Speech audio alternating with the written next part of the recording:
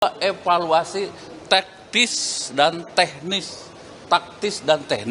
yang dilakukan oleh para prajurit TNI, dan itu harus dilakukan evaluasi menyeluruh oleh Mabes TNI.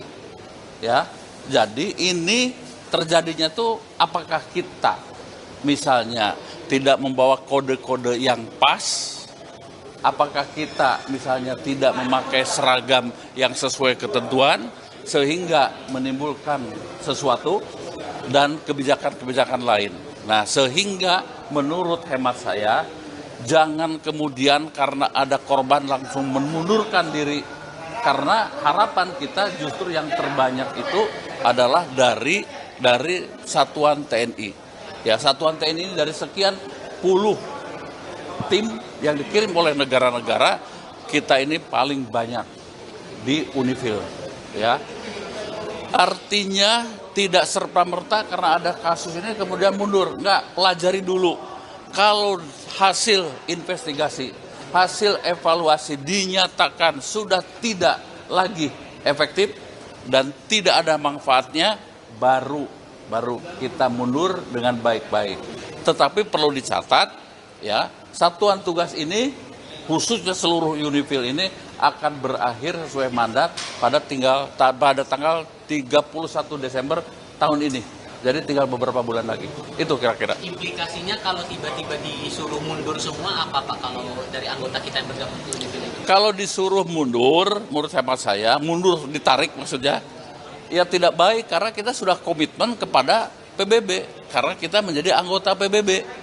Nah, tetapi kalau mundur secara taktis, mencari posisi yang baik yang tidak menjadi sasaran tembak dari pasukan Israel, itu mungkin menjadi alternatif, tapi tidak mundur dari penugasan.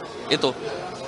Secara pribadi Anda menilai pihak PBB ini sudah cukup cepat nggak sih melakukan evaluasi, kenapa sampai itu terjadi? Biasanya berdasarkan pengalaman cepat. Jadi prosedurnya begini, ketika terjadi sesuatu pelanggaran, maka ada yang namanya titik-titik militer observer. Militer observer itulah yang melakukan penilaian di sana di lapangan. Mereka melaporkannya ke posko Unifil.